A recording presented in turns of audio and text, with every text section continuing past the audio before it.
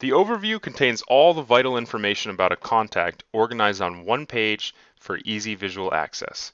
In the top box, you'll see the client and his or her immediate family listed vertically, while name, gender, nickname, birthday, age, birthday list, driver's license, and social security number are all listed horizontally. The birthday list box represents whether or not that contact is on the company's birthday mailing list. The deceased box represents whether or not this contact is still alive. In the case of inherited IRAs, for example, keeping deceased family members' information can be useful. Starting at the topmost left corner, there are three interfaceable buttons: Edit File, Add Family, and Delete File.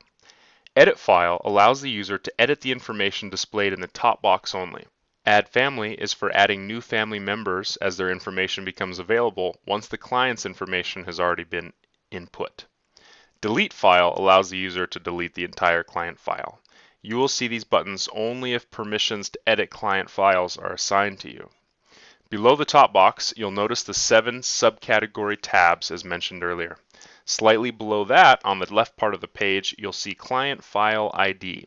Each client file has an ID number associated with it. Below that, the record owner, date entered, client anniversary, client years, and team information assigned to this contact are displayed. The record owner is the entity responsible for the creation of any particular client file. For example, in the cases where an advisor has multiple offices, record owner will represent which office any particular contact belongs to. Date entered is the date this client file was created. Client anniversary is the date when this prospect actually became a client. Client years represents how many years this client has been with the firm. Below that, the team number is displayed along with each member of that team. The categories box to the right of the previous box lists the important information about the relationship this contact has with the firm and where the contact originated from. Classification is a label of what this contact's relationship to the firm is. Lead status indicates at which phase this contact is in terms of becoming a client. Source refers to where this contact was generated from, be it internet marketing, a referral, a direct mailing, etc.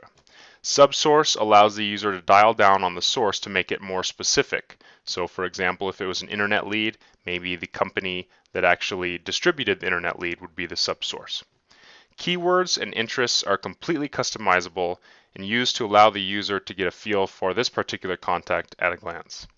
Addresses, email addresses, and phone numbers are all obviously intended to display the relevant contact information used to communicate with this contact.